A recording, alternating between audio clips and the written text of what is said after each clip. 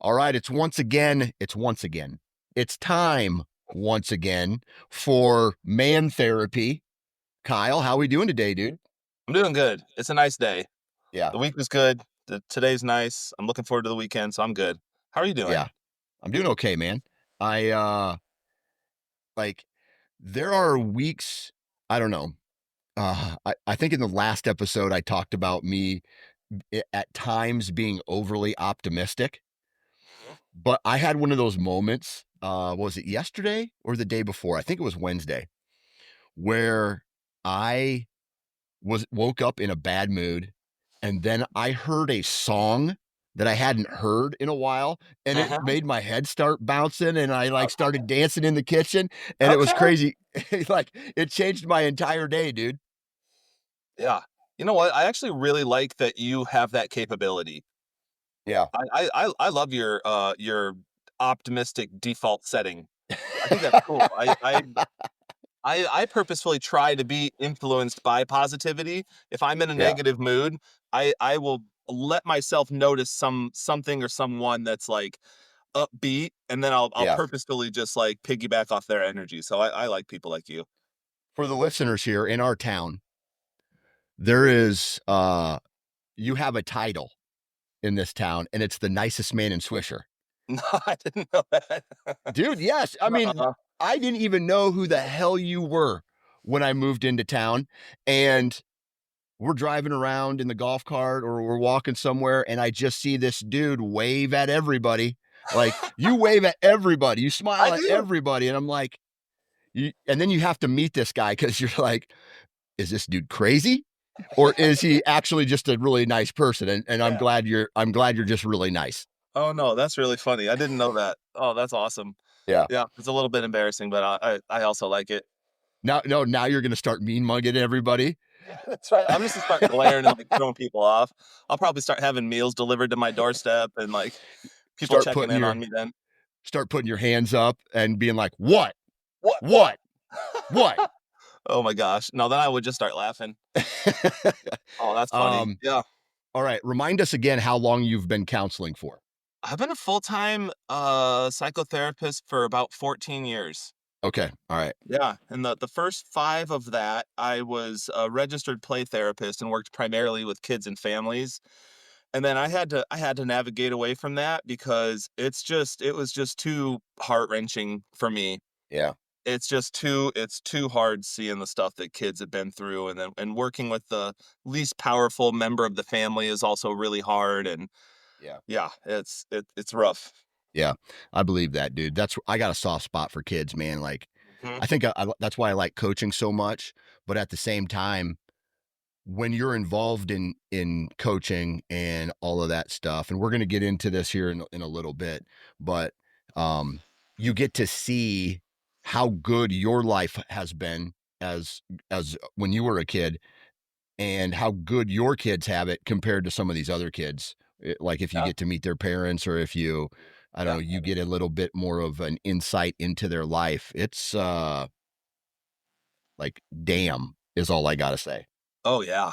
Oh, Yeah. yeah. You meet some really, really neat people and Mhm. incredible people and parents that and families that you, like, really look up to, and then you also see some stuff that you're like, "Oh, no, like, I'm so glad that this kid's coming here and at least has this hour Absolutely. of T-ball practice that we Mhm. just get to be, like, positive, and he just, like, has no other worries."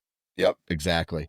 Okay, I gotta ask you a crazy question before we get rolling here. Alright, let's hear it. In all of the years that you've had to counsel, and maybe there's a rule against it, I'm not sure if there's a rule or not, but have you ever been talking with someone, counseling them, and you're like, you have kind of a moment where you're like, "This dude is legit crazy, and I am fearing for the life of people that he is around." Have you ever had a crazy Hmm. encounter like that? Hmm. I think I've had multiple actually. And obviously I won't give any like identifying details or Yeah. specifics, but yeah, I don't tend to use the word crazy even with myself, privately, professionally, but I those situations has been more like, "Whoa, this person is very disturbed. This Mhm. person is really sick." And yeah, it's really sad when that's the case because you can see the bad trajectory that they're on. Yeah. And sadly, I saw that with kids too, where you're just like, "Oh man, if something major doesn't change in this kid's life, like they're gonna go down a really bad path." Yeah. But yeah, really, especially scary with adults that that's happened. But yeah, no, I've had some oh shit moments for sure. Yeah. I don't think that anybody's a lost cause because even those people that I've had oh shit moments with, I think things ended up being okay in at least in the time span that I worked with them. But yeah, man, it can be a scary moment Yeah. or a scary series of moments when you have a client that you're responsible for that you didn't have the whole picture of before you started working with, and you started working with them, and then they started showing some of their stuff.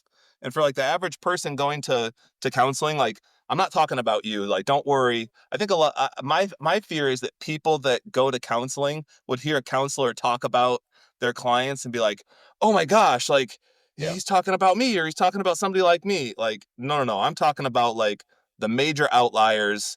Yeah.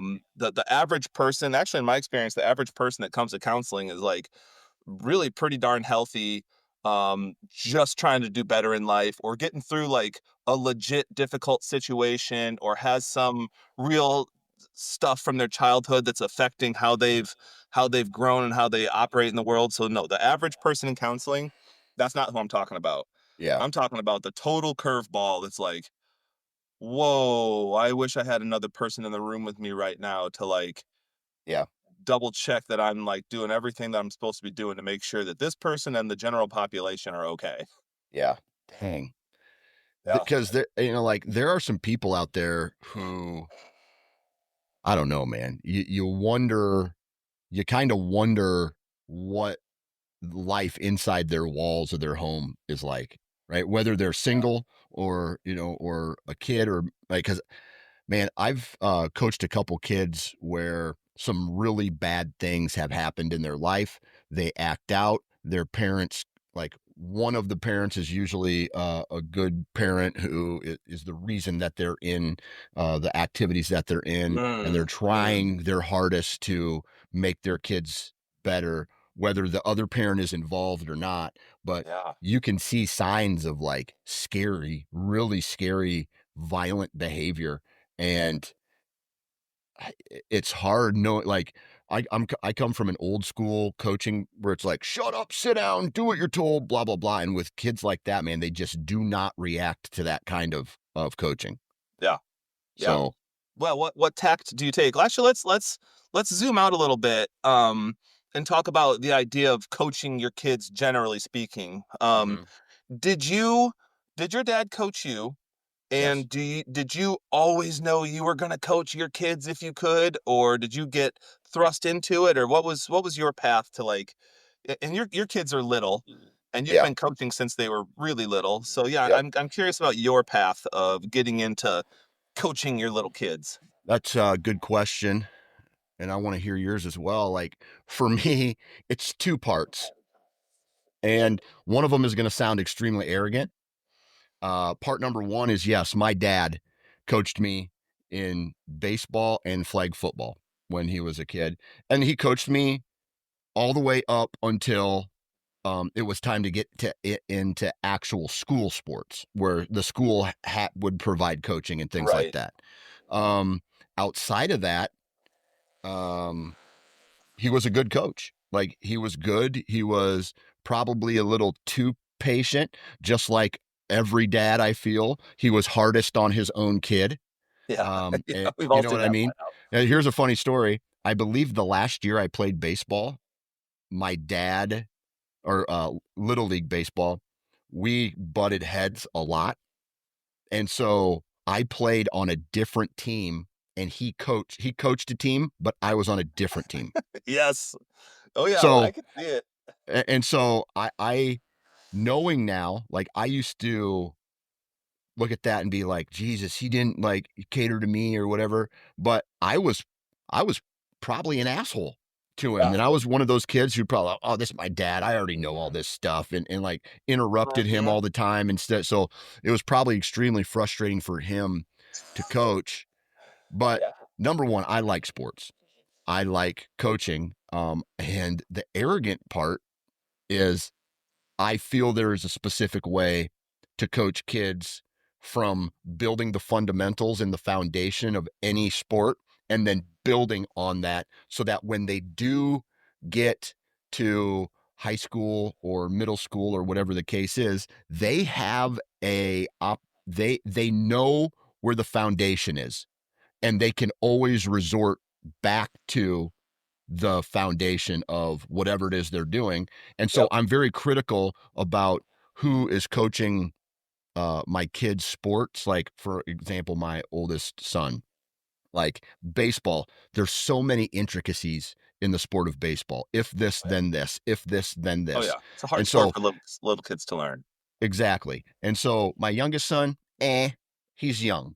He's just try to find the love of the game. Oh, But yeah.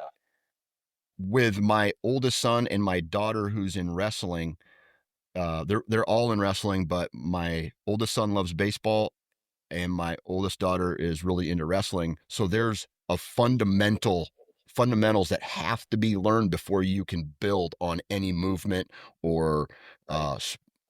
how the sport goes. So I'm critical of that, and I feel like things should be done a certain way, and when they're not, then I see that, and then so there's only one thing for me to do, and that's to coach. Like Yeah. if you're not happy with it, you have to volunteer your time to do it, and so that's what I do. Yeah. Yeah.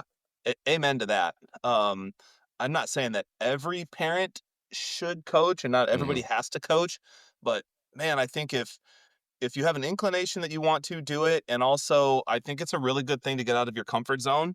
Yep. If you're not sure, I think you should do it. I don't think I ever planned on doing it, but I think my outlook on it shifted like when it was really time and I started being Hmm. like, "Oh my gosh, like I want to be I just this weird drive just appeared in me that, oh, I just want to be a good role model. I want to be a good mentor to these kids. Like I want this like just ideas just started springing forth in my head of how I would do it and the encouragement that I would give the kids and so I started doing it and it's really fun. And yeah, it can be when they're little, it's like herding cats, which is super Yeah. frustrating. But you just have to like embrace that Yeah. and have reasonable expectations. But no, I think my outlook on it is basically I wanted to make them comfortable with the challenge. Like I wanted it to be fun and challenging. And Yeah. I wanted them to like look forward to coming to practice and to games. And I wanted to push each kid as far as I could without their self-esteem ever being at stake, was kind of Right. my philosophy. Yeah. So Yeah. I'm like paying attention to each kid. What do they respond to? Building them up a lot. Or some kids actually don't even like a ton of like attention or Hmm. praise. And so it's funny that those are the kids like my upbeat, positive, outgoing attitude. Hmm. I actually struggle a little bit with the kids that don't want attention. Like the kids that Yeah. want attention freaking love me. And Yeah. I click with them so well. But there's a kid here and there that are, a little more introverted and they don't want the big expressions of Good pride and job, buddy. happiness. Yeah, You're they don't doing want great. all Yeah. that. Like Right. those are the ones that I actually struggle with the most. But Yeah. yeah, I kind of got into part of why I got into coaching was honestly this is actually part of my mentality for volunteering generally speaking is I just want to make sure there's somebody sane there. Yeah. you know, I sometimes I coach and generally volunteer for things in life, so that like unhinged people can't. Yeah. Like I Yeah. want to take that spot so that somebody that's unhealthy can't do it. Like I want to be a sane voice. Yeah. I think one thing that you do really well as a coach, because never, number one, I've seen you coach. But, and, I think, did we coach T ball together one year or not? I can't remember. I don't think so. Okay. I'd like to. Any, I'd love to coach with you. or soccer or something. Well, anyway, we've coached each other's kids at some Yeah. point, Yeah. right? And so, what I like about you is oftentimes there is a parent that is or maybe like a head coach role that's very aggressive, like that's not very aggressive in the terms of like, but aggressive in how they coach. You do this, do this. I would say I lean more towards that. But the balance is if I was, let's just say coach A, who's more aggressive, me, choose a kid out for making a mistake or not listening, or maybe not choose them out, but corrects them or explains to them, hey, if this happens, you got to do this, this, and this, and this. Oftentimes, those coaches don't do a good job of then explaining it's okay to make a mistake, right? Yeah. Yeah. Meanwhile, then that gets passed to you. And as Yep. a coach, like I felt like, dude, you do a real good job of saying, hey, dude, forget about it. Get them next time. Everybody makes mistakes as long as we learn from them. And you're the calm voice while the other coaches are like the more go get them type Oh, yeah. Oh, yeah. traditional Yep. coaches. Yeah. I think that's absolutely true. I'll never forget It's my necessary too. Oh, yeah. No, I agree with you. I'll never forget my T-ball experience when I was a little kid. It's a lesson that has stuck with me forever. The difference between having an encouraging coach versus a negatively critical coach, Mm-hmm. and these kids that are just learning. Let's say you're just hitting them ground balls, like there's 8 kids in a line and the coach is just hitting them grounders, and the coach is obviously giving all the kids like, here's how you feel the grounder, and you get it and you throw it to first.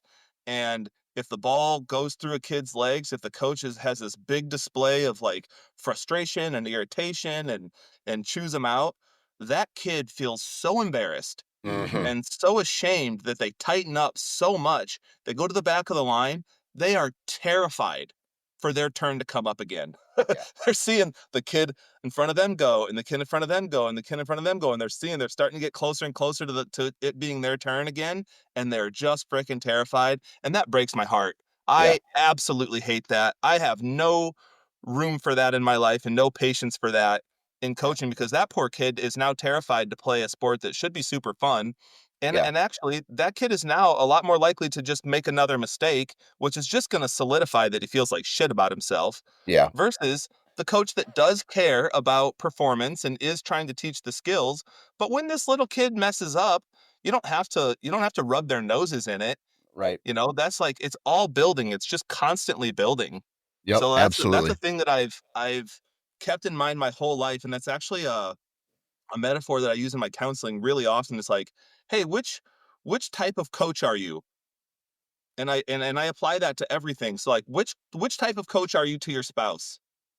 Okay. Which type of coach are you to your kids? Which type of coach are you to your coworkers and employees? And then really the place where I think it's the most important is which type of coach are you to yourself? Mhm. Are you that hypercritical coach inside your head that just is like sucking the joy out of things and putting so much pressure on yourself and you just degrade yourself when you don't do things well? Or are you the type of the coach that does care, realizes that mistakes are going to happen and then encourages you to like get back out there and try?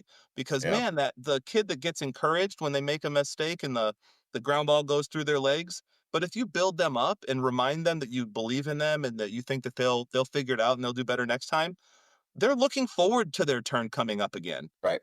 Right. So that's interesting you bring some of this up. Excuse me. Because I watched a coaching video on YouTube the other day, and he talked about there's three types of um, athletes who are that you will coach throughout the kids, right? Mhm. So type one is what they call an AA, right? They are an A, or let's just say really good athletes, and they're Mhm. very coachable, right? Mm. And so those are very rare kids who coaches love to have because they don't need a lot of instruction and they make coaches look really good, right? Right. Those, Yeah. yeah, those are rare, and it's awesome. Then you have the next one, which are the type two, which is kids who are extremely talented, but are very uncoachable. Usually, these types of kids distract the team. They let you Yeah. know, like, I don't need coaching. I'm good. I'm already good. And then we'll talk about them in a second Yeah. because type three is what you call a BB, which they have no, or a BA, excuse me.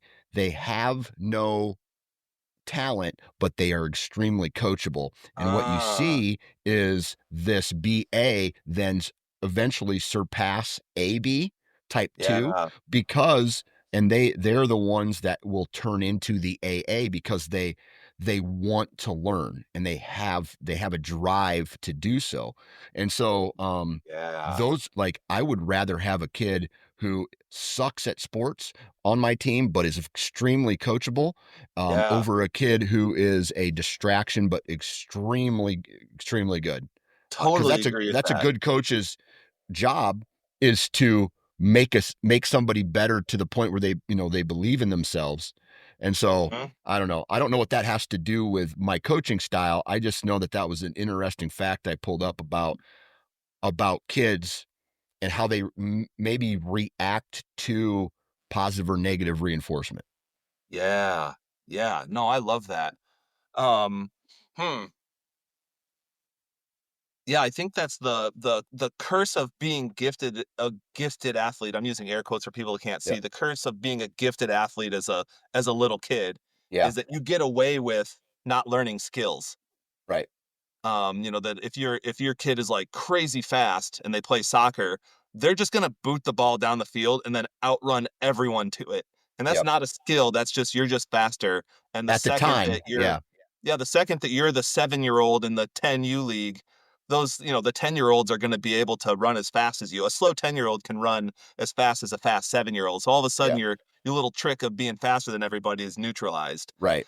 Yeah, Right. but no, those kids that stink but coachable, like, oh, they're awesome. They're so fun. And Yep. those are the ones that like everybody's kind of rallying around the whole year and it's fun to Yep. watch their development and Hmm. it's like everybody's cheering when they get a hit or make a Yep. play. I think that's so fun.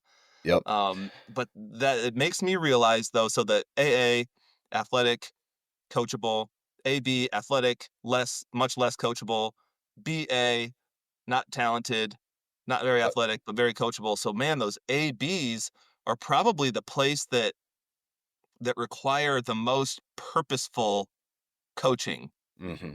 The kids that think they know it all and It's not want a to I'm sorry.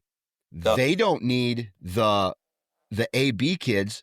They don't need the athletic coaching. They need the team coaching. You are part of a team and you need to be quiet when I talk because you're the one who's always messing up on the drills or not Yeah, following instructions or distracting the class. So it's more of life coaching for those guys than actual yeah, skill coaching. yeah, yeah, absolutely. I could see. I'm just gonna like just make generalizations here. So this isn't gonna fit everybody. I can see those types of kids maybe actually being the most insecure, Hmm. and that maybe they're not really as confident as they act. And so like I might be careful to coach those kids kind of a little more off to the side and not in front of everyone and not Right. correcting and critiquing in front of everyone.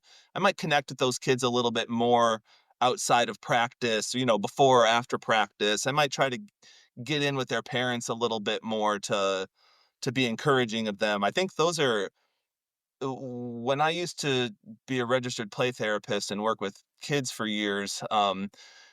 We would call there's some kids that we would call them relationship kids. Oh, also I worked at a residential treatment facility for kids for Hmm.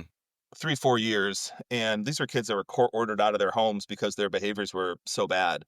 Um, that was due to their families, but anyway, like there were some kids that were just like super hungry for positive adults, and Hmm. so if any positive adult said something to them, they were like, "Okay, cool."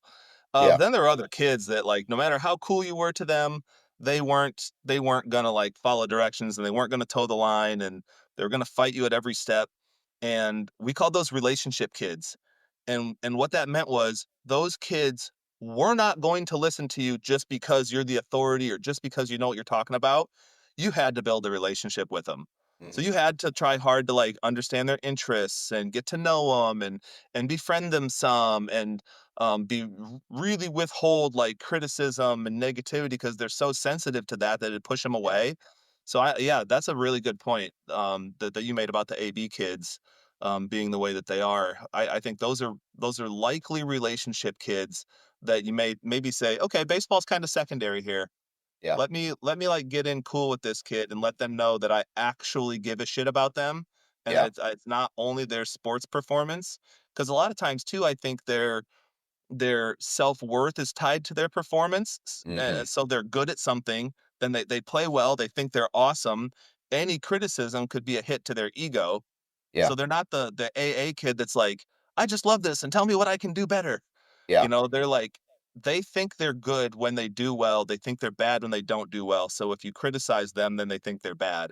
Even if Right. they did something awesome and you give them a little, "That was so good, and next time maybe try it like this," they're like, "Screw you," 'cause they Yeah. think that you're shitting on them. Yeah. So, yeah, I think those are relationship kids. So with these three types of kids, I can almost tell you what their parents are like. Yeah, So go like, for it. Let's hear your and these are gonna be generalized yeah, guesses. generalized AA, right?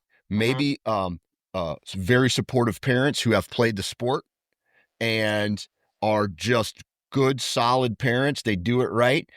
They know how far to push their kid before burnout, and they have instructed or have set expectations for their kids to say, "Hey, listen, when a coach talks, you should be listening to them because their goal is to make you better," and they've listened to that. yeah, Okay, yeah, now the AB kid, their parent is, "You're the best on the team," right? "I don't know why this coach is putting you here or doing this. You should be doing this and this and this." mm, And they are the parent that yells through the fence and is like at the kid during the game or while he's being coached at practice and things like that. Um, where they are the type of people who their self-worth, like you said, is tied to their performance. mhm, Okay.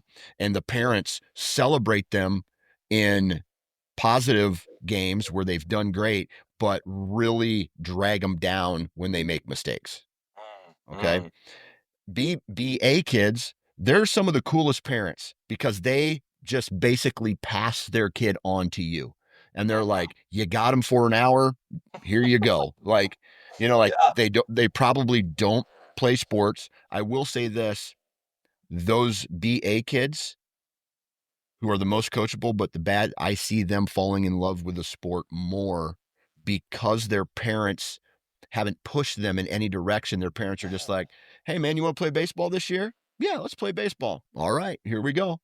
And then the parents don't. It's and it. What's there's a term where um you they don't know about the sport. They don't care about the performance. They're just having their kid there because their kid wants to play. So yeah, they sit and they have positive reinforcement no matter what happens. Dude, good game yeah, today. This kid made like 8 errors. Hey, good yeah. game today. And Kid did nothing well. I don't know whether you did good or not. So good job anyway. You know what I mean? Like, Yeah, oh, yeah, and so yeah, I'm those are the the kids, those are the like I feel like there's those types of parents, and you can almost relate this to people, right? Which are a yeah, product of how they were raised in certain ways. And so like if you had really good parents, I'm going to guess a majority of people with good parents turn out to be good people. mhm, I don't know. Maybe I'm mhm. wrong. No, that's funny. I was giggling because I think your assessment checks out Mhm. probably 90% of the time for each category. There's obvious, there's exceptions to that, but yeah, so I was Outliers, thinking yeah. of like I'm thinking of like the BA kids that I've coached and worked with over the years.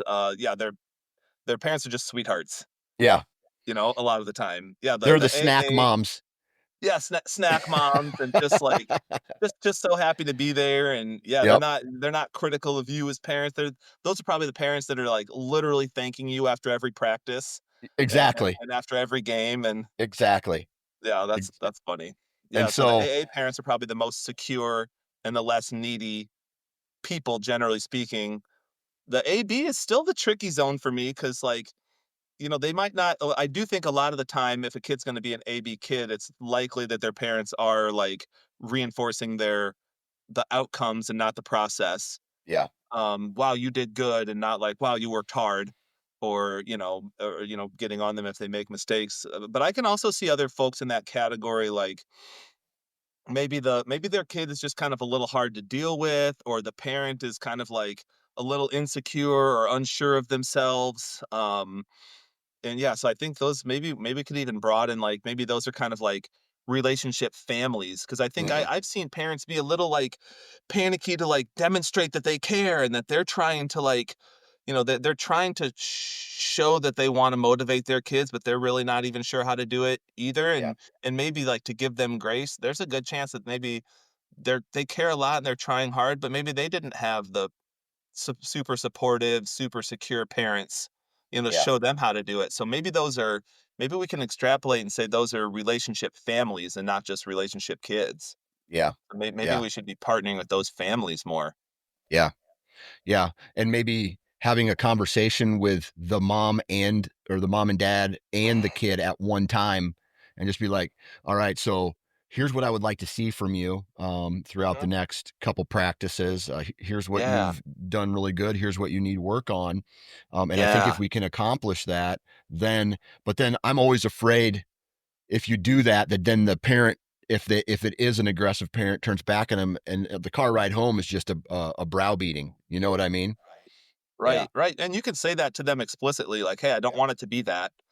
Also a thing that I like to encourage parents to do, and by the way, anybody that knows me knows that it's not like I've done like an insane amount of coaching and I'm not like Yeah. coach of the year in anything. Like people that know me know I've done like coaching around the rec league of my kid who's been 3, 4, 5, 6, 7 years old, Yeah. across like, multiple sports. I'm not pretending like I'm this great, super experienced coach.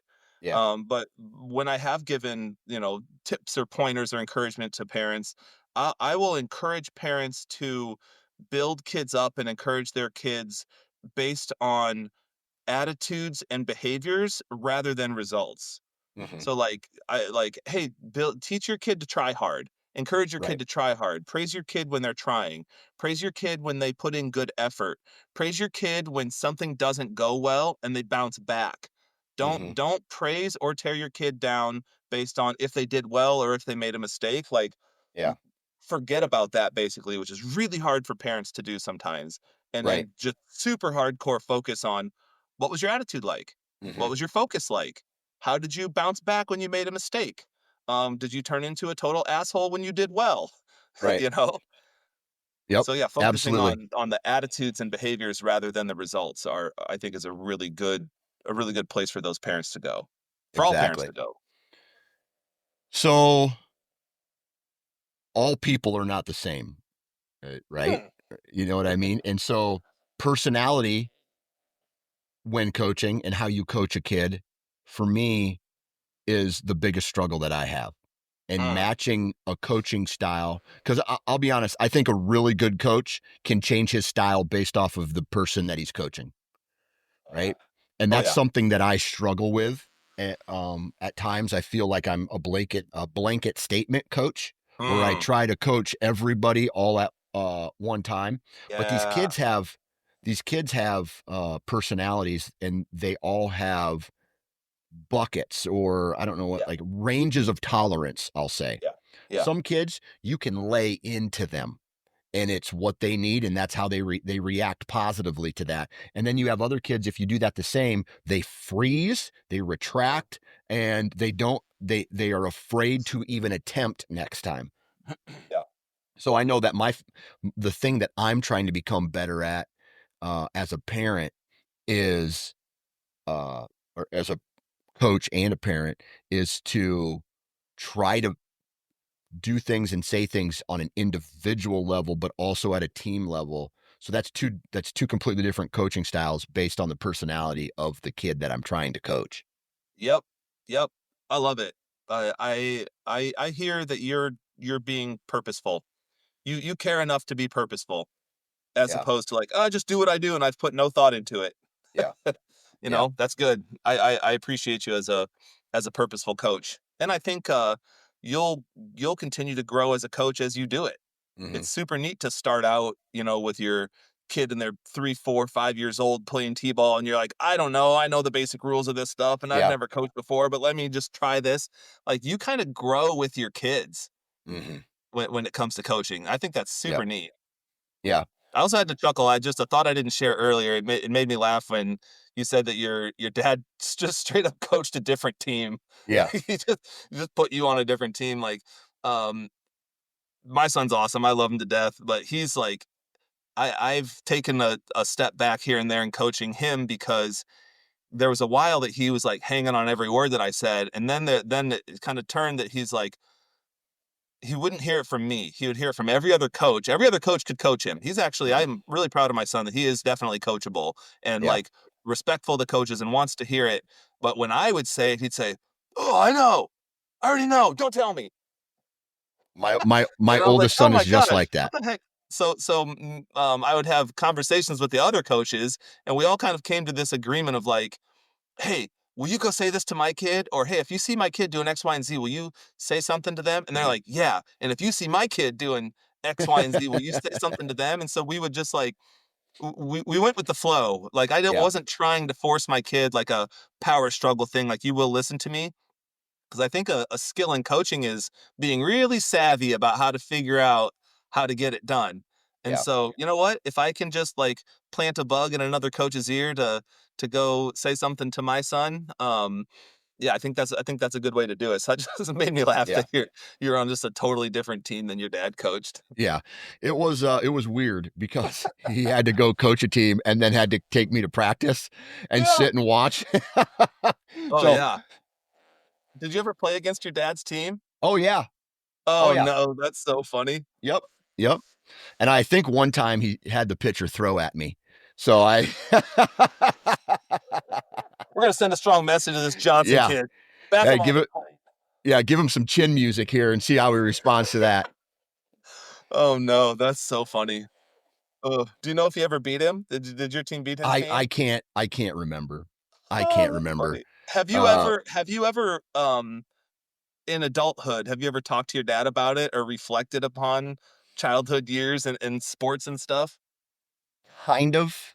Um my dad is a great dad. Okay, Mhm. he's a really good dad.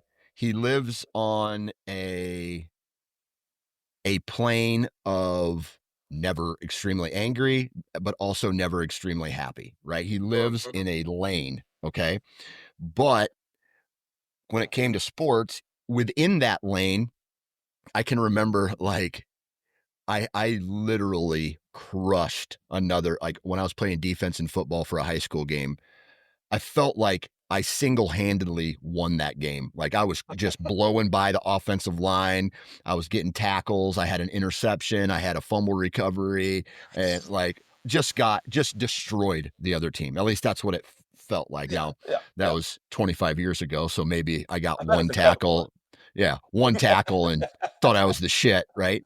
But anyway, so I came off the field, our team won. I was jacked, went to the shower, got in the car, you know, like walked or got home or whatever. And my dad's like, "Hey, all right, not a bad game." And I'm like, "But," he's like, "Yeah, yeah, could have had 13 tackles instead of 11. You missed this and this and this." And so I'm just like, I think what he was trying to do is to let me know that there was more opportunity for success. I don't know, but Mhm. as a youth, especially, turning into a man at some point, I took that as you get your ass out there and do that, old man, right? Right, Like, right. and so I was always like, I would just be like, I don't want to listen to this shit. Like, I just had the game of my life, Yeah, and I got criticized for it, and so yeah, whatever. I mean, but there's certain kids that you can do that to, and it motivates them. yeah, And then, like me, I was that kid who probably closed up. And I was like, geez, you know what? Whatever, dude. yeah, What, the only reason I was good at football in high school because I was tall. And like I was a bigger kid, bigger bodied. yeah, And so I put, I did, I always look back at that and I go, I should have just imagine where you could go if you put in the effort. yeah, Because I look at, and this is a message that I strongly, um, coach to kids, especially my kids, and that is the effort side of things, right? If you have a goal, like I'm very goal oriented, a couple things that we've done recently, and I'm kind of all over the place now, same, but Ava for wrestling, I made her write down what are your goals in the next 3 months, and she's like, I want to place at state, Mhm. and I said, okay, now how do we get to those goals? Right. And we do so a little bit of reverse engineering on the process in order to achieve the goal. And we write it all down. I signed Yep. it and I go, I will do everything that I can to help you achieve this. And I signed it almost like a contract. She signed it. We got it on the refrigerator and she achieved the goal because it was for like, you could see the steps that were necessary to do it. And I've done it this year. My son wants to become better at baseball. And I did the same thing. I'm like, okay, write out what you think we need to do to make you a better baseball player. And Mhm. so we're doing some extra practices and Mm. we're getting more involved in baseball and things like that. So I really feel like if there wants to be, and that's a life thing, right? Yeah. Yeah, yeah. I appreciate what you're saying. You and I had been texting back and forth this week, and a thing that I said I'd be interested in talking about is how do you figure how much to push your kids That's the versus question. just letting them have fun. And I think what you just said really spoke to that. Um, Basically, what I'm taking away from what you just said is you show your care and interest and engagement and willingness as a parent, and then you basically let it come from them. So you didn't say, "Hey, listen, I want you to place in state this year." Hmm. You said, "Hey, what are your goals? What do you want to do this year?" So you drew it out of them instead of like you seeing the potential. So you like push that. Yeah, I think that's a cool way to approach that. What do you want to do? How do you want this to go? What do you Hmm. think it's going to take to get there? Hey, you know what? I'm in it with you. Let's Yep. let's draw something up and sign it together, and I'll hold up my end and you hold up your end. Yeah. That's Yeah. cool. And that's the thing though, is how bad do you want to push these kids? Because there was times within the process where I was like, okay, let's go do our extra workout, especially for my daughter with wrestling, right? I took her to a gym and I lied about her age so I could get her in. Don't tell anybody. No, And we we would didn't, do, folks. yep. And we did like a medicine ball workout and a sled workout. And we would do some like get cardio up. And basically, it was just to keep her moving and active, get some strength in her before state.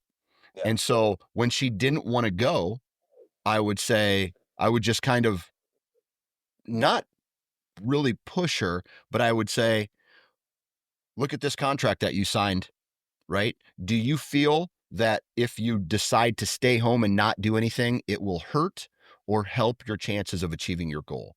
And so I had a reference I yeah, could pull back to and say, well, yeah, you don't want to do this? Well, okay. Right. That's it. yeah. That's now you're making the decision about your own success, not me. I'm not forcing you to do anything. I'm just Mhm. simply asking the question, do you want do you want to achieve your goal or not? Yeah. Do you Now feel it like that do you feel like that's hijacking them at all? um, hmm, I d I think that plays into the question I was about to ask, which was, what would you have done if you put that to her and she decided, "No, I don't wanna go?" Yeah. I think what I did was I just said, "Hey, I like I'm committed to you. You're committed to me. I've made the commitment here and I'm willing to do it. Um you said you were wanting to make the commitment and there were times where we didn't go because she didn't want to. But I Yeah, think what that did was it really made her think about it because ultimately it became her decision and not mine. yeah, yeah, yep. I like that. That's, what you're talking about is a thing that I think is really hard. I find it really difficult, which is to play the long game and to allow life to teach them some lessons that you say everything you say, which I think is like done very well. And then if they don't want to go, then you say, okay, this wasn't about me pushing you anyway. And then let them get the results that they get. Yep. And if they don't win the thing or they don't reach the goal that they want or whatever, then you can reflect and be like, why do you think that happened? Yeah. What do you think you would do differently next time? Or sometimes they'll see it's kind of neat when they see some other kid doing well or pushing themselves or like, oh my gosh, this other kid that I kind of see as a rival said that their dad takes them to this gym to get this extra practice. And then all Hmm. of a sudden it's a flip is switched in them. So yeah, I Yeah. think it's hard to be patient and play that long game, but it's probably important to do that so that you don't usurp their motivation. Yeah. Yeah.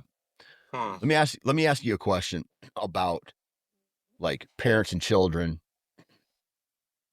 So I have 3 kids. They all have completely different personalities. Yes, they Okay. do. Like, yeah, you know what I mean? Oh yeah. Completely. Um, Yeah. and Kids are so very different. my question is, because I've read some articles that basically say a person's personality is more genetics than it is environment. Huh. But I don't know if that's necessarily true or not. Like, what do you see? Like, if a parent is a hard ass, do the kids become a hard ass, or do the kids go the opposite direction and they try to be more loving and caring to balance out that? Yeah. Yeah. Oh yeah. No, I think that can totally go either way. Yeah. And I think that's kind of based on the kid's personality. Hmm. Also, I think personalities are pretty fluid in that way. I don't know about you, but I've seen a lot of I grew up with numerous kids and I've seen it as I've gotten older as well with other kids that they could be pretty stubborn little shitheads, you Yeah. know, and they can be little jerks. And man, a lot of those kids grow out of that. So Yeah. I've seen a lot of kids that had, you know, overbearing parents or parents that I, you know, would have called jerks. And so then their kid is a little jerk in the world. And you're like, oh God, that kid is so obnoxious, so annoying, so this or that. You know, I feel bad speaking judgmentally on this podcast, but I'm just being super open. Yeah. We have thoughts, right? But man, I've seen a lot of those kids grow out of that type of behavior, that kids that Yeah. I used to be annoyed with, and I'm even thinking of kids from my childhood that are now in their 40s. Yeah. They've turned into neat people, and they're cool and they're fine and they grew out of it. It seems like they were probably able to take in data from other sources Hmm. beyond their jerk father, you know, Yeah. or whatever, or you know, mean stepdad or whatever the situation was. So Yeah. yeah, no, I don't think that kids with jerk parents are doomed to be jerks. There's likely I think there's a good chance that they're gonna like have an internal battle of like, which way do I go? What type of person am I gonna be? And they might even try on some different ways of being. They might go through some jerk phases in their lives to see what that feels like. And some of them I think will cling to it and use it as armor. And the other kids I think will try the jerk thing and be like, oh, I don't like how that felt. That's not for me. Yeah. And pull out of it. And then other kids are just freaking sweethearts that even if they have jerk parents, like they've just don't have a jerk bone in their body. Yeah. So no, I don't think the kids are damned to be jerks if their parents are. Yeah. One thing that has always, and this is just kind of an elaboration on this question and what you've just said, but like, what is it that causes, let's say there's two really good parents, really great parents, they love, they care, they feel like they're doing everything right for their kid, and the kid is an asshole, right? And then you got the other one who you got two parents, or maybe they're divorced and one's an alcoholic drug addict, but then this other kid comes out and is doing everything right, like just the best, sweetest kid that there is, Yeah, right? yeah, How do you get such contrast personalities in when you grow up in an environment that is not that? yeah, yeah. Oh, I think that's a great question. I don't know that anybody has an awesome answer for that. And maybe I'm wrong about that. Um, I think that people just have a nature about them, and people respond to things differently. Yeah. And like I said, I also think that people's their personality is a bit fluid, that they figure themselves out over time. Yeah, Yeah. no, I wish I knew the answer to that question too. You know, the biggest one being like the biggest conundrum to me is when a kid has two seemingly like really nice and awesome parents, but the kid seems to just have like a chip on their shoulder for Hmm. the world. I that would make me guess that there's something else in the environment that we're just not aware of. Yeah. Maybe they're like are super competitive with an older sibling or something. There might be something behind the scenes that we're not aware of Yeah. in cases like that. But it could also just be that kid's suchness, and Hmm. again, I don't think that they're damned to being that way forever because I've seen a lot of kids like that grow out of it and end up being like really cool people. So I Yeah. think there's a chance that there's some fear in those kids and some insecurity in those kids, and those are the kids again that I would double down on like relationship. When I notice a thing that I try really hard to pay attention to is my how I'm feeling towards a kid, and the kids that are easy to like are easy to like, but the kids that I'm noticing are annoying me and getting under my skin, then I have to check myself. Because if I don't, then I'll just label them and be like, "Oh my god, this kid's annoying. Like, I don't like. I wish they would go away. I don't want to be around them." Then your body language will start to show it. Your facial expressions will start to show it. Like your thoughts and feelings towards them are going to leak out, and they're Yeah. going to notice those things, and then you're going to contaminate that Yep. relationship. And so I Yep. think I try hard to notice that and then put myself in check and be like, no, this is a kid. Like, get to know him, build him up. Like, it almost becomes a fun personal challenge for me to find something that I like about them. Yeah. And that's kind of a fun thing. If you've got this cocky little kid or kid that's like, you know, being a problem, bringing the other kids down or being hypercritical, challenge yourself to see if there's something about them that you can find that you like Yeah. and then hone in on that because I think those kids probably need it. Yeah. That's a fact, my friend. One of the hardest um, things that I've ever had to do was be part of kicking a kid off of a team for his Mm, behavior. mm, And the kid, deep down inside, I know was just looking for acceptance, right? yeah. We had an issue where the father was not in the picture because of, okay, so I'm not going to say any names, obviously, but the father was not in the picture. The stepfather, there was abuse. So the kid, after the stepfather left, so the kid, he's say 10, he would have been 8 years old when I first met him. And he is just trying to find something to grab onto in his whirlwind life that he had, right?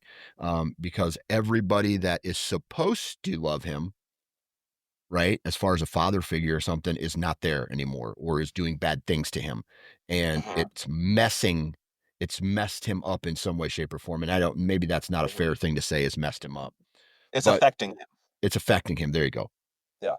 Um, and he distracted practice every minute of every practice. And now there were things that I felt as an assistant coach that could have been done to maybe go into smaller group sizes and keep the entire team busy so there was less standing around to do. And I really felt like that was an option. That didn't happen a lot. And so what we had was a lot of, you know, what's the term? Idle hands or the devil's workshop or whatever, Yeah. whatever that Playground. what, Yeah. playground. Yeah. And so anyway, so this kid starts getting in trouble. And whenever he's standing around is when he would get in trouble. And so Mm, um there mm, was a group of like parents first off that when we decided that this game like this team was over and we were going to go start a new team, I was a huge advocate for this kid because I saw a lot of him, like a lot of myself, going through multiple divorces as a child, mhm, and seeing how that affected me and my behavior, and I was mm. um, lashing out in like bad ways in school and having to have meetings at school. And so, but sports was the thing that connected me and brought me, like you said, there was 1 hour of that day that I didn't have any stress because I was Yeah. focused on this other thing. And so I knew that that's what this kid needed. And so I had to convince the entire team full of parents that this kid needs to be on this team for not for anybody's benefit but his own. right? Right. And so Right. they're like, well, Dan, Dan, if we trust you, so if that's your thought, then bring him in. And so then it just was a lot of the same.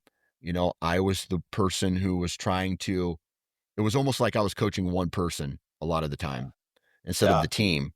Yeah. And eventually what happened was he made a mistake and he did something that injured another kid and it had to be done. It was just like, Mm. um, had to be done and called his mom and was like, hey, dude, we can't have him on the team anymore. He's going to hurt somebody. Yeah. And that was really hard for me have to Yeah. do that. Yeah.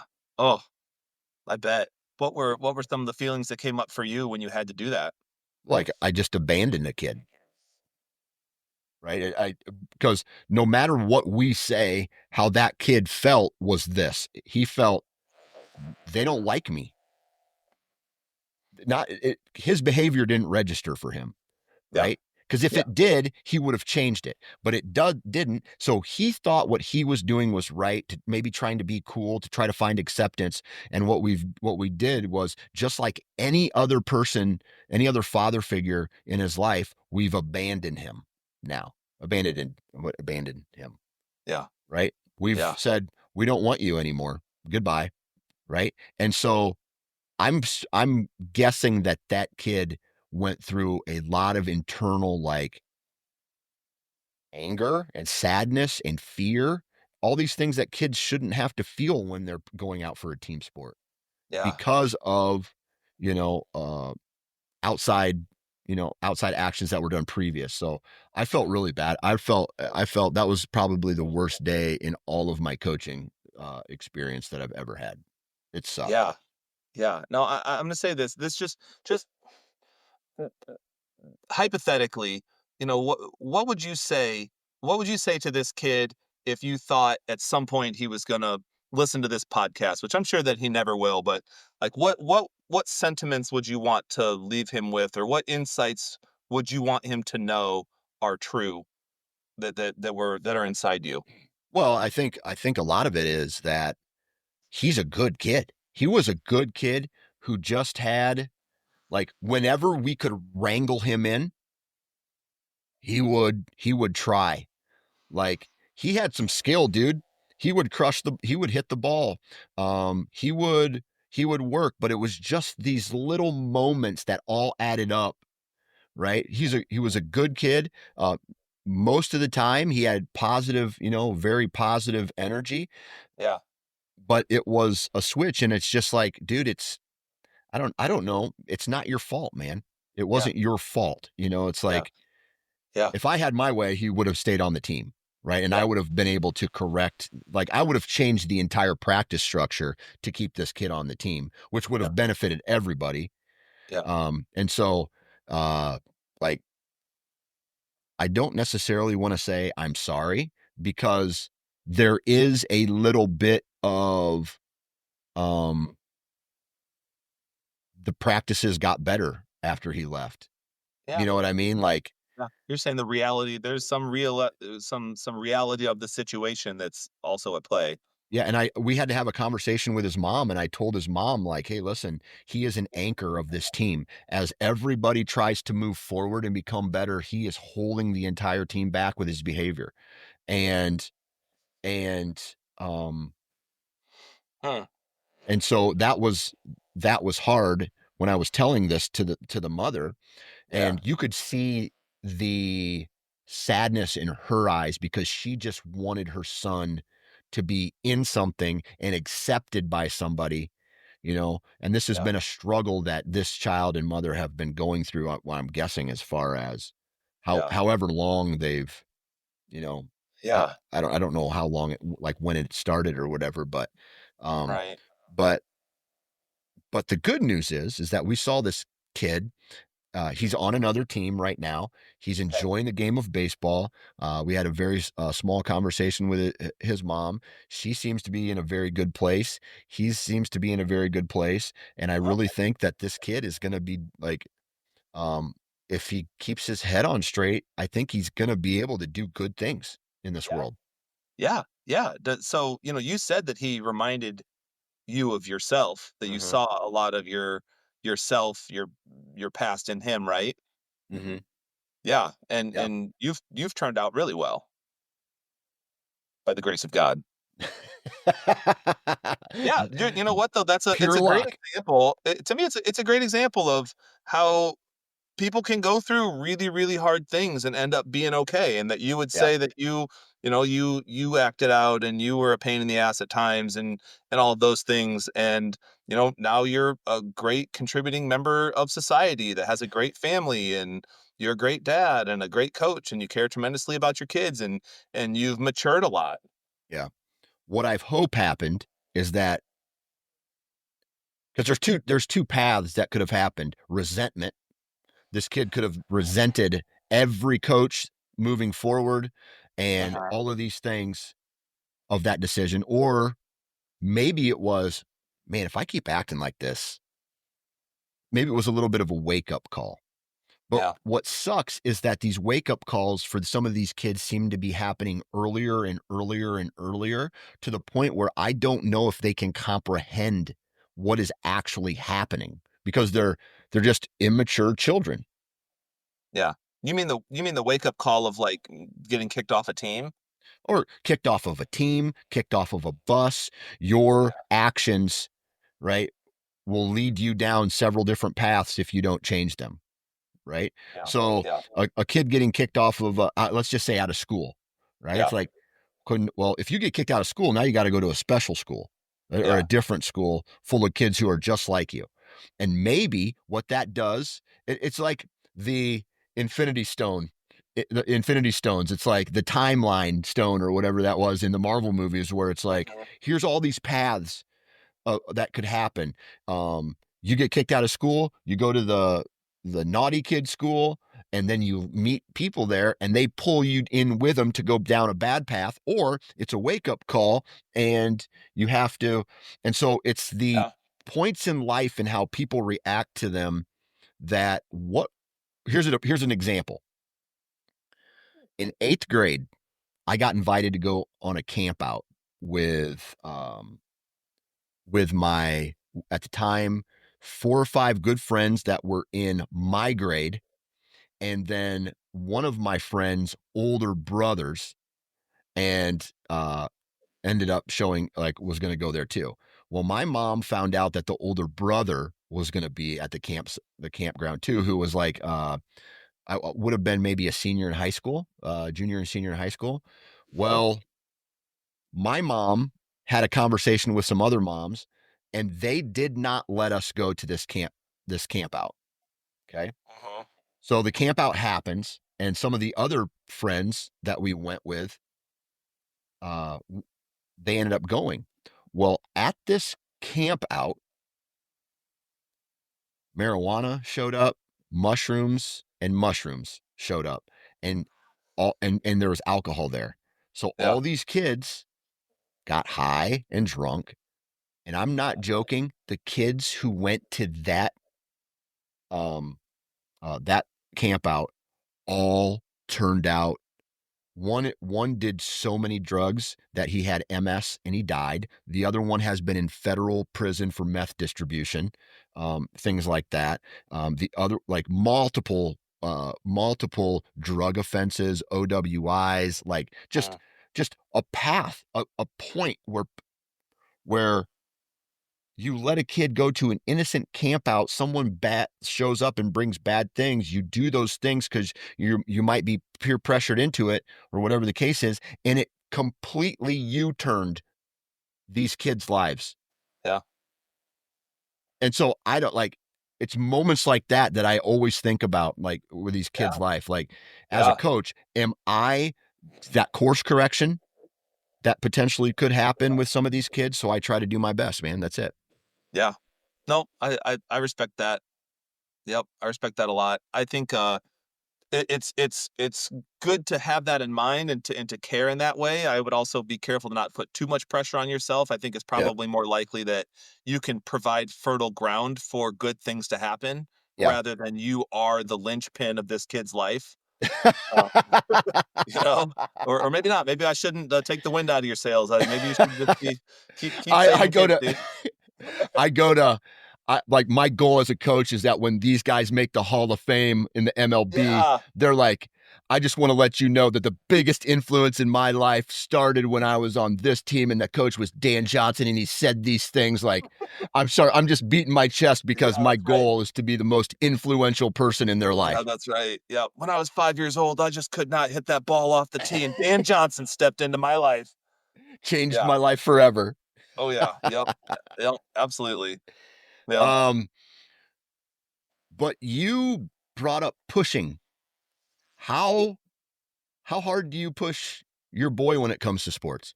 Man, I've learned not to.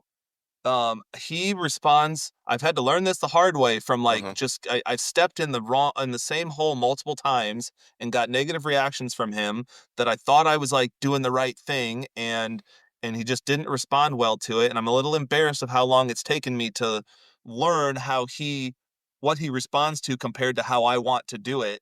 That I don't push, I just encourage. Yeah. If I encourage, what he wants from me is encouragement. Mhm. So he wants me to be proud of him and see all the good things that he did. And so I just build him up like crazy. He will hear criticism from coaches. So I said earlier he's coachable. He'll hear it from me. He wants Yeah. encouragement. He doesn't want me to give him like you did good and you could do this a little bit better. And he doesn't want I've also pointed out like, whoa, look at that kid. Look how hard they're trying. Like that hurts his feelings. Yeah. If I as his dad, and that's the tricky part of being a dad slash coach, but also just being a dad generally speaking is also coaching every day. Even if your kid's never in a single sport, you're still coaching your kid in life. Yeah. But yeah, he does not. He gets sensitive to. It's a blow to his ego if I criticize or do anything that's like criticism adjacent. And Okay. so I will straighten him out if he does something wrong. Like I have no problem like drawing the line and straightening him out. But if I'm in like coaching mode or like wanting him to grow as a person, it's not I can't be as direct as telling him to that he did something wrong or how he could do something better. He just wants me to build him up. So yeah, Yeah. I've been frustrated with myself. I get frustrated with him and then I have to check myself like, dude, it's it's my job as a parent to learn him. Yeah. It's not his job as a kid to learn how to be my kid. Yeah. So I'm trying really hard to pay attention to what he responds well to, and it's encouragement. And he will go if he makes a mistake and I say, "Ooh, you could have done this or that." He gets very frustrated because he's already mad at himself. And so if he makes a mistake, if I'm like, "Dude, good try, good effort," da da da da, then he will go try really hard again the next time. But yeah, man, I stepped in the hole of like pushing too many times and got a negative Yeah. reaction from him. Another thing though that I've figured out that I can do as far as pushing him, again, air quotes where people can't see, I will basically just say, "Hey, I'm gonna go do this thing. You can come or not." And whether that's like, oh, I want him to get some energy out and ride bikes, or there's a hill across the street from our house that we like to run up and down. He's My kid's pretty fast, whatever, he's fast for a 7-year old, so I'm not like Mhm. one of those parents that thinks their kid's so cool and thinks I'm cool because my kid's fast. It's not like that. I'm just recognizing that he's pretty quick, Yes, he is. and he knows that he's quick from playing tag at recess. So okay, so all of that with a grain of salt, right? Again, I don't Right. like think my kid's God's gift to sprinting or anything like that. But we'll go across the street and like sprint up this hill. And sometimes I'm like, dude, you want to go run the hill? And he'll be like, I don't know, or no, I don't. And I'm like, well, I'm gonna go do it. And then I'll go do it, and then he'll come with me Yeah. because he doesn't want to miss out. And so Right. sometimes I'll use that for better or worse. And I keep all that positive and I don't ever break him down or anything like that. But that's a little tactic that I've found can be useful. Like I'm just gonna go do the thing instead of trying to get you to do it. I'm just gonna do it and you'll likely get FOMO and just want to come with me. Yeah. Dude, I think that's one thing that parents underappreciate and don't leverage enough is the fear of missing out. Yeah. You can leverage that in kids where it's just like, well, and or including another kid. So, my oldest kid, he wanted to be a catcher this year, and I'm like, well, you got to practice catching because you've never done it before. And so we tried to do the catching one on one where I would pitch to him and he didn't have any interest in that. But the second that I brought in another kid who wanted to practice pitching, it was a go automatically. Like, I'll go Yeah, spend yeah, time with this my buddy, right? yeah, And so yeah, it instantly then became a thing, and because he didn't want to miss out on hanging out with his buddy. So we right. leveraged FOMO and Yep, friendships to get these kids to put in extra work. yeah, And yeah.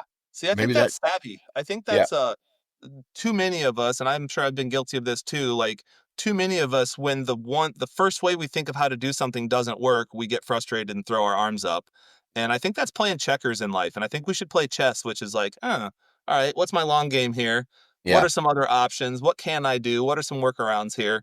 Yeah, no, I think I think that's a really good idea. yeah. I like that. I like I like the long game. You've mentioned that twice now in this episode, and that's where parents fail. Is they go short game on everything because they want instant results Mm, from their kid to be good and be the superstar of whatever team that it is. I've seen it. I've seen it even in. I've seen it now in club baseball. I've seen it in wrestling. I've also been a victim of it. Not a victim. I hate that word. I've fallen into that category as well. Like I want my kid to be good versus the long game, like you said, and that is, man, just get these kids to get out, yeah, right? And like the first step in anything, kids, is falling in love with the sport or the activity, music, dance, yeah, running, chess, you know, whatever, bicycling, I don't care. They, in order for them to take that next step, they have to first fall in love with it. And then after that point, so like yeah, all of these kids in T-ball, their first like coach pitch baseball, man, the in my opinion, the result means nothing. It yeah. means nothing. I love that. Um, because if you put an emphasis on the result and then they feel like they are a part of the negative result, then they don't want to do that, because why would you want to do something that makes you feel bad? So true. Yeah, And so I'm that like they're like the first, especially baseball, I'm using this as a reference. T-ball should be about the snacks after the game, dude. yeah, Right? Coaches yeah, are there to guide them, not even coach them. All right. It's just the second kid pitch. All right. Now we're going to start to learn, where does the ball go when it's hit? First base. Yay. And then they right. come out, it's snack time. Because I'll Yeah, tell you, my youngest son, he forgets about the game of baseball the second the game is over. And yeah, it's snacks and friendship after that. yeah, It's right, snacks and friendship. right. Yeah, So I don't no, know. I love that. I think the parents, get too hung up on kids' measures of success, even in grade school. You Yeah. know, like I love that you said that the outcome of the game doesn't matter. You know, that was so what if your team goes undefeated in first grade? Mm-hmm. Like, what's that do for you in life? And your Yeah. team was incredible when you were a second grader. Like, so what? Mm-hmm. Especially if it came at the cost of like the coach is a hard ass and the season wasn't actually fun and you didn't make friends with kids on the team. Like, I think you're right that it needs to be so fun the whole way, and then you just introduce more and more and more coaching and challenge as they go Yep. without ever losing sight of keep this fun. Yeah. Yeah. Yep, absolutely. There's I heard a story this week about a kid who was on a team that we used to be on, and the coaching staff made the decision in the championship game, like this kid is part of the reason that the team got to the championship game, and they sat a particular kid out for the entire game at 10 years old, right? Yeah. What in the hell, Yeah. dude? You know Yeah. how Make your values go how backwards. Yeah, you know how bad that kid felt after the game? Yeah. It's like, I sat Oh on the yeah. bench in the championship game at 10 years old. Yeah. Like, what are Oh, you doing? insane. Yeah. I think, even in like when my kid was 5 and they had to like try out for the team, there were kids that got cut. Like, Yep, how can a 5-year-old get cut? I think that's crazy. exactly. I also think it's really sad. Another pet peeve that I have is, um, high school sports, let's say, just keep using baseball. Yep. It happens in every sport though. Like there's some kid that's a senior that's been playing since they were a kindergartner, and this is their last season. It's their last hurrah, and Mhm. maybe they're not the best, but they've been like trying hard the whole team, and the coach cares so much about winning that they bring up some freshman phenom to play on the varsity team, and this 12th grader's just sitting there on the bench while this freshman's out there playing. And it's like, dude, I just think you're losing sight of what the whole point of all of this is. First of all, let that freshman be a phenom on the freshman team. Mhm. Why rob the senior of the experience of getting to play? Yeah. Almost none of them are going to go play at the next level. If they're going to play at the next level, it's probably not because of their season games. Like now they're going to show traveling to showcases, and you're sending in your highlight reel to things. Like it just makes me so sad to see a coach bench a senior that's been playing baseball since they were a kid to bring Yeah. up some freshman or sophomore that's really good. You're kind of screwing the freshman sophomore over because these are the only years they get to play with their friends, and you Yep. just took them off of their team that the rest of their Mhm. friends are playing on. You're putting more pressure on them. You're robbing the senior of their chance to play. Sometimes you're putting the freshman or sophomore in a position that they are good, but they're not necessarily good compared to good seniors. So now they're Yeah. like not feeling that great. And it's even more sickening when they bring up a freshman or sophomore and just sit them. Yeah. Like you're on the varsity team, but you're not going to play. It's like, wow, you just stole a year or two of their high school Yeah. career, and they're probably not going to play pro anyway. Yeah. Let Man, me just let me priority. let me play devil's advocate here a second. Yeah, In life, there are times when no matter how much time, energy, effort, money you spend and hard work, like you bust your ass and you still fail, or you don't get the job, or you don't get the girl, or you don't get yeah. what you worked so hard for, right? Mhm. Is there a like I look at that and I go, there's a life lesson there, Yeah, right? That there's always going to be somebody better than you, yeah, right? And if yeah, there's nobody better than you, then you're very rare and you got your life set out for you, right? yeah, So I look at something like that and I'm just like yes, because at a certain point, sports does become about competition, and absolutely. in competition there is a winner and there is a loser, Right. and so how people become champions is because they practice so hard they become better than the people above them and they're going to get an opportunity to shine, or that's going to say that to that senior, I need to get my ass in gear, dog, because I got a freshman coming up who is going to take my spot, Yeah, right? And yeah, so it's a good competition, argument. yeah, so it's difficult for me. I think there's an age, there's got to be an age, like 7-year-olds. Yeah, dude, everybody plays, everybody has funds, everybody gets snacks, right? Right. High school, now we're talking about a completely different animal, because you have some kids who don't want to go play the next level. And then you've got a group of kids that do want to go play the next level. Mhm. And now you have an environment where if if you're surrounded by people who don't want to play the next level and you do, well, guess what? They're not going to be there to support you in making you better. Wrestling's a perfect example. You got to have a partner that is going to make you better.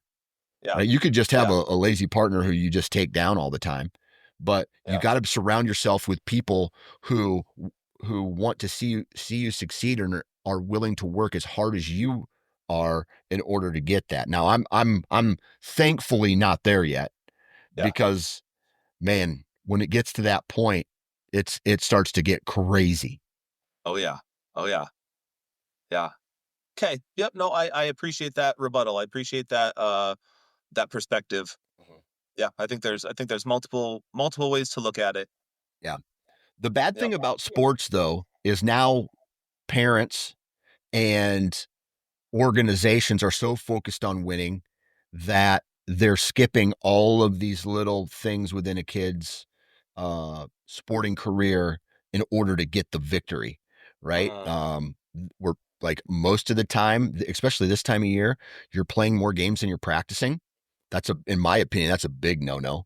But the way that the organizations are set up are are like that. And Yep. so it just continues to put more pressure on parents. And in return, what do parents do? They pass that pressure back down to the kids. Yeah. Right. So Right. how like if there's a parent out there who is not knowing what to do or how to coach their kid or put good pressure or bad pressure, they really don't know what they're doing.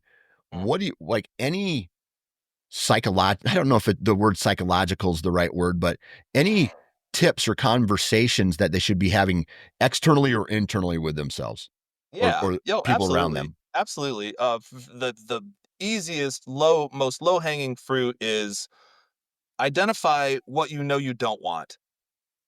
What don't you want? I don't want my kid to feel like crap. I don't want Hmm. my kid to be self-conscious all the time. I don't want my kid to think poorly of themselves. I don't want to tear my kid down. So identify the things you don't want and just make sure you don't do those things. Right. And then beyond that, then you have to identify, like, spend some time thinking, which I think a lot of us don't do. Spend some time thinking and be purposeful about, all right, well, what are the values you do want to instill? And I then you like just that. focus on those values and then you let go of the consequences. So I, with my kiddo, I've already been trying to do this where my mind just goes to like, oh, it'll be so fun to watch him play in junior high and high school, and I bet he'll be really good and all of this. And I've actually had to check myself on that and be like, Mm. he might not ever do any of that. No. He might not ever play. He might decide not to play sports anymore. Yeah. And so I need to stop being outcome oriented or focused and just focus on the process of just loving Hmm. my kid, being there for him, focus on team on being a good teammate and being modest and not letting him be a little jerk on the field when he does something good. And I want him building his teammates up and I want him to listen to the coaches. And so I figured out what I don't want, how I don't want to be, and then I focus on my values. And dude, I'm just going to live by my values with him, and I'm going to live and die by it. And whatever Yep. the results are, the results are. And that's very different from needing things to be needing outcomes to be a certain way. Yeah, exactly. And now you start to listen to the people who actually did make it, right? Some of the best baseball players in the world. They're like, yeah, well, I never even played baseball until I was 13 or Right. something like that. And especially with kids, you have puberty hitting, and that's one of the ultimate definers. Like some kids are going to grow a foot, some kids are going to stay that size and gain weight, and maybe they're stocky, maybe they're tall and skinny, and it just goes against. Your kid could be an awesome soccer player, but he's going to be 6'8", and then his priorities might change because he can windmill dunk it. You know what I mean? So like, Right. Right. so Yep. Yep. all that time and energy but there's benefits of sports too. So, Yeah. uh, Yep. I think at its best, we can focus on family values and then see how those translate to sports rather than needing sports to be what makes us feel good. exactly.